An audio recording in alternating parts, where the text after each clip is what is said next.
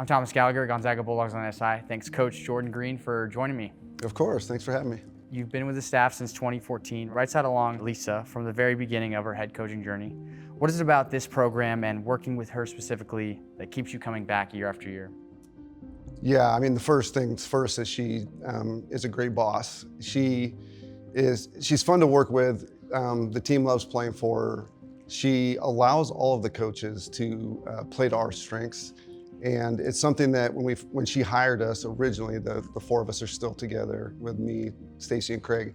And we're all very different people, but we all work together really well. And I think part of that is the leadership of her allowing us to play to our strengths as coaches, have different types of relationships with the team, with the coaches on the staff, and just not always looking over your shoulder about like, oh my gosh, am I doing something the right way? Because she kind of allows us. She's learned our personalities and has put us in the right roles, I think, as the head coach overseeing all of it.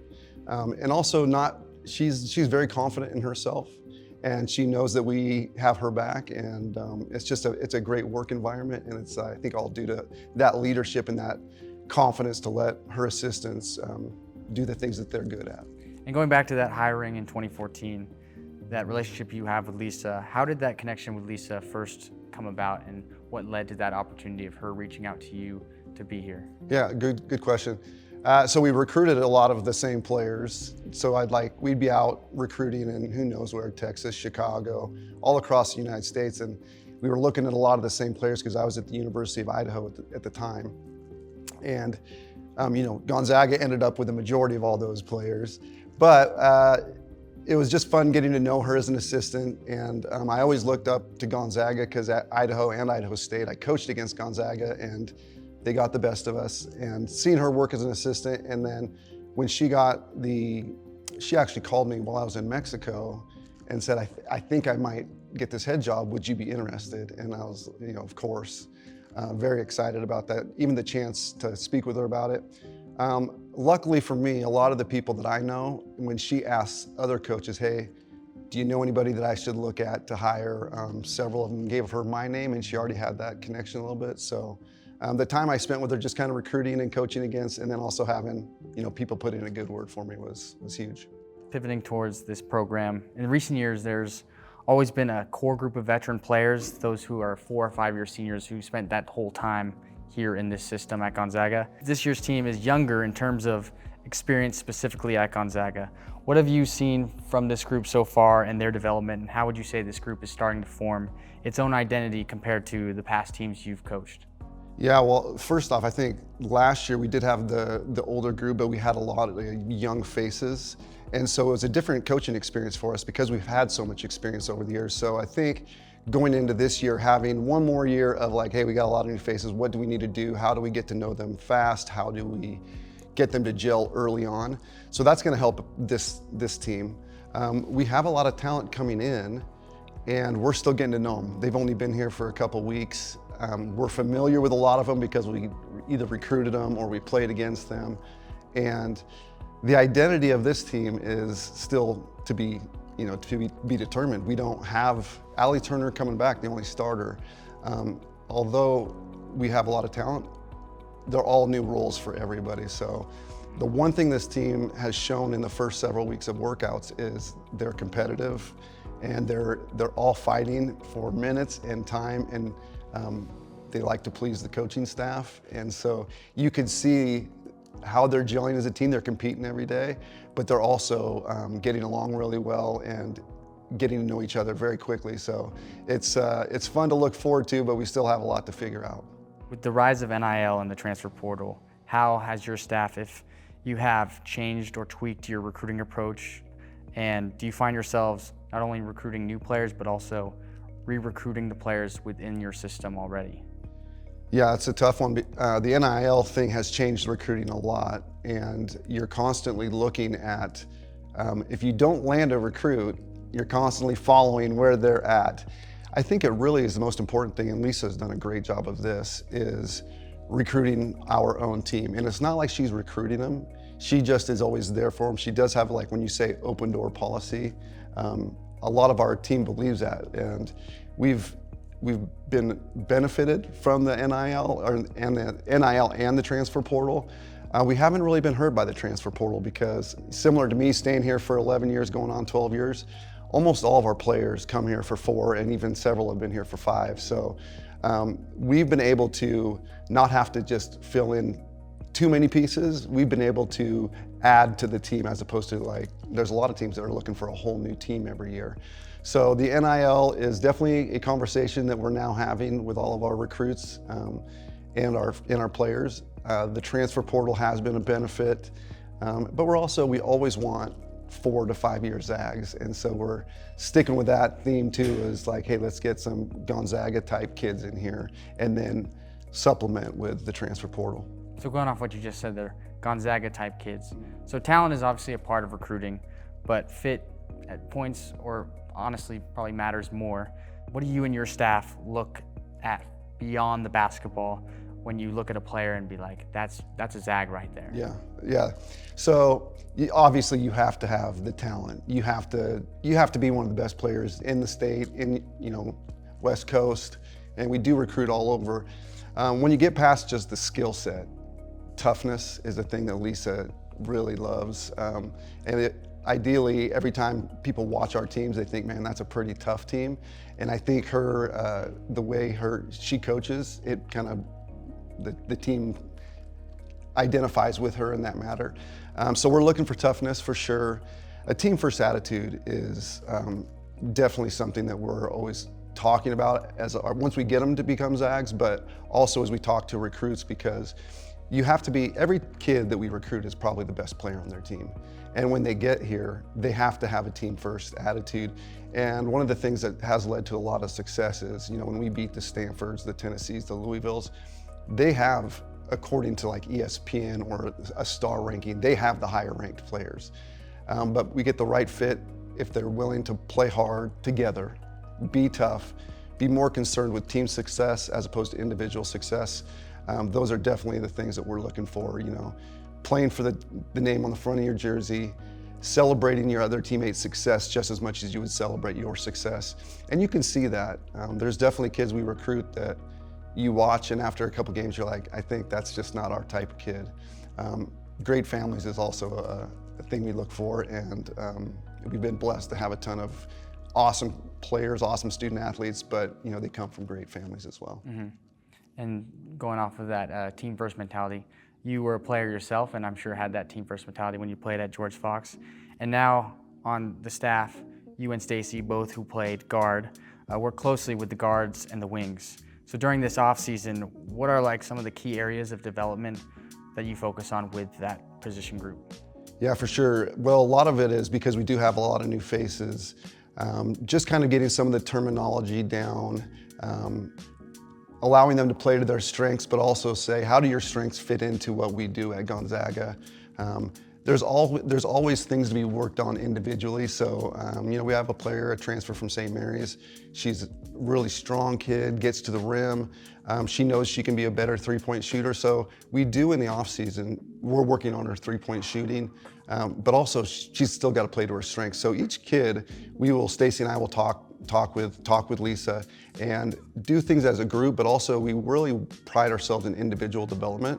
And so each kid kind of has a little bit different thing that they're working on. And playing to strengths, how do they fit into the system? How can I improve my weaknesses to better fit the system? And then also just kind of getting an idea of, hey, this is how hard we got to work in practice.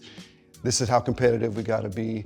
And then this is the big thing of keeping a smile on their face and enjoying the game of basketball, because it's a long season, and we want them to still be having fun come March and when it's tourney time, and just kind of building the relationships as well is huge right now.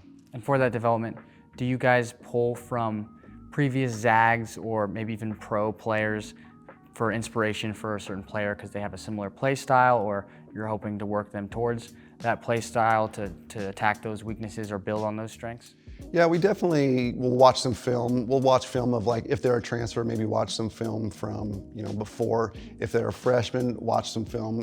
Point guard, hey, the Trong twins are great examples of how you can be a great individual player, but also be a triple threat, get to the rim, be a great passer, hit the threes. We've had some great shooters and like show them, hey, this is how you can get the shots that, you know, Brenda Maxwell was hitting.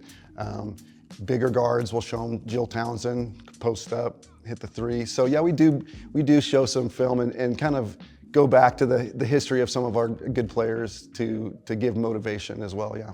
And on the other side of the basketball, defense, you're a big part of that defensive philosophy and building the defensive scheme alongside with Lisa.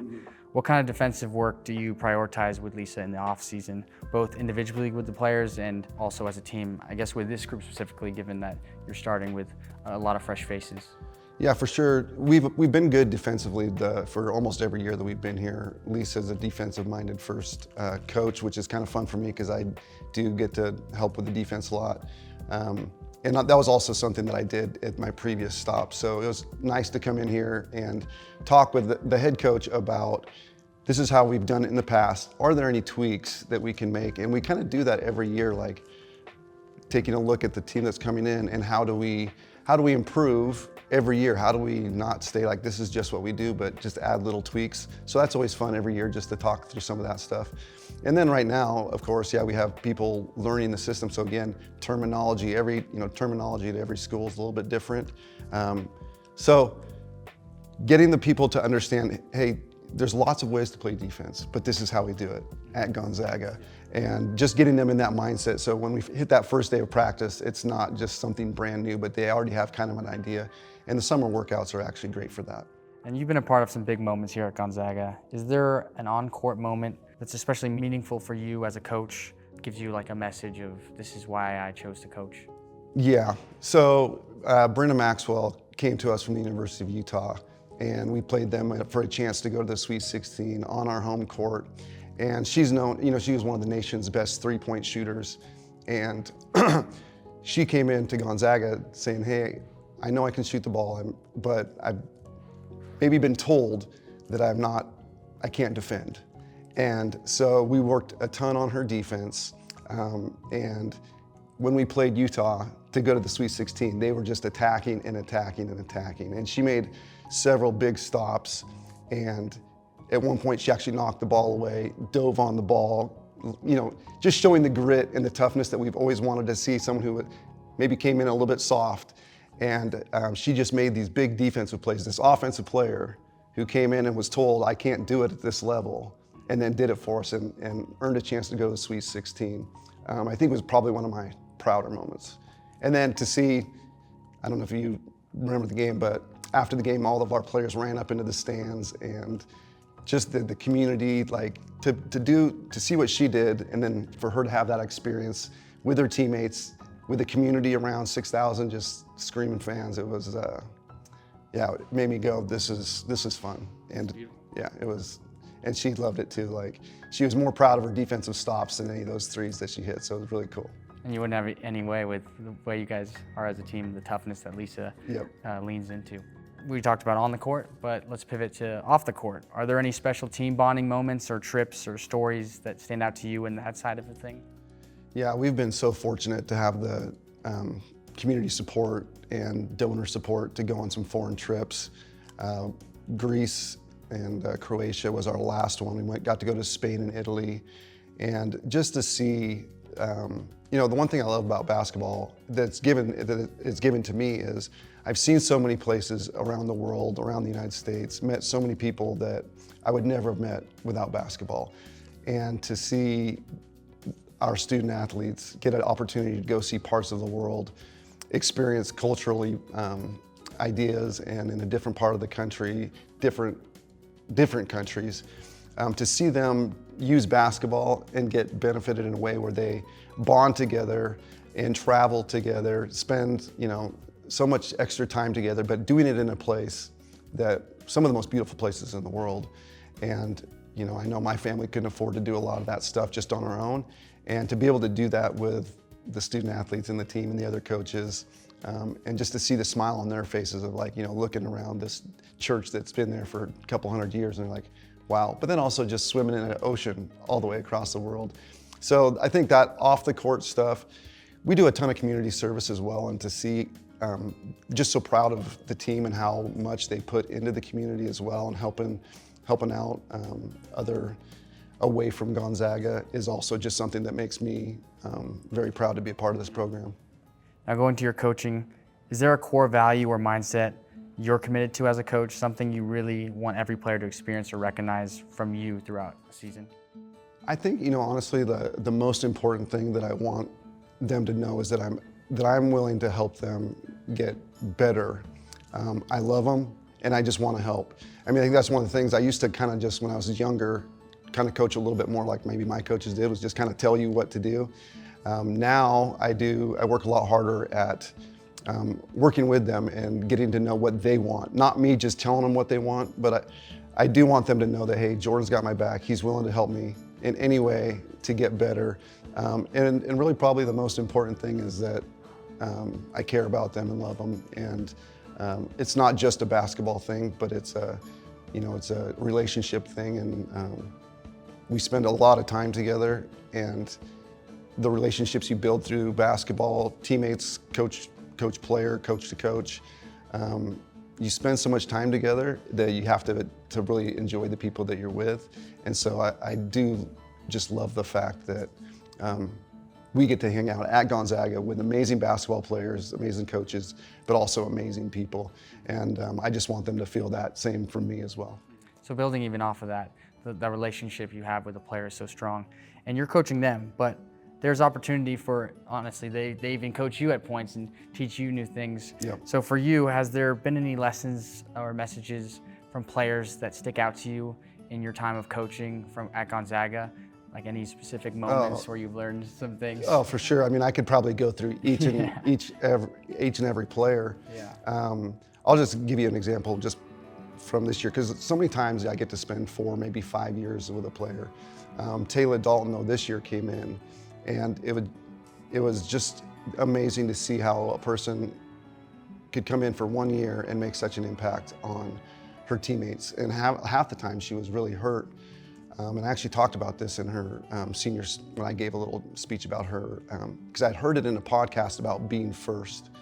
And she came in from day one, and she was like the first to say hi to people. She was the first to give a hug. She was the first, to encourage teammates always. And so I'd heard it in a podcast, but I saw it displayed by her a lot. When my kids would come in, the whole team is amazing, right? They're great with my kids. But she would be the first to yell across the gym, hey, Josephine, Jaden. And they're all great, but it was just, I just saw that in her so much of going first. It made me realize, hey, I want to be the type of person too, when someone walks into the gym, that they could smile when they see me too, because they know I'm going to reach out to them as well. So that was just a good reminder for me. But yeah, I could go through every single player and go, oh yeah, I learned this from, the toughness thing I think I see from so many people's the players that play through pain. And Esther Little, one of our players, her mom passed away when she was younger, and so many players are doing things that I'm like, man, I don't know if I could do that. And so they're all very inspiring. And like I said, yeah, I could go one by one. Absolutely. Part of that, and those kind of players you guys recruit, is building that culture, and that culture is just so family oriented within this program. Why do you believe that that's important? Having family, your family around, family just being such a big piece of the culture here at GU. Yeah, when I interviewed for the job, people talked about that. And from day one, yeah, the men's staff, the women's staff, we all have families, and it's okay to have a family and be really, successful at what you do. And it's been so nice to see that shown by Mark Few, Tommy Lloyd, Lisa, even though she's younger than I am, she had kids before I did. So the way Stacy and Craig, all the coaches, Brian Michelson, the tennis coaches, DJ Garule, it's just part of the gig here. And you have to do your job, but your family's very important too. And it does feel like a family atmosphere, but there's so many, I think you'll see family probably printed on every wall across the country. And I think here, Gonzaga does it as well or better than anyone else. And it starts from the top, from our athletic director, all the way down to assistant coaches and people were just working anywhere around the building. So it really is a family atmosphere, and it's shown every day around here. Well, Jordan, thank you so much for your time in the interview. Of course, thanks for having me.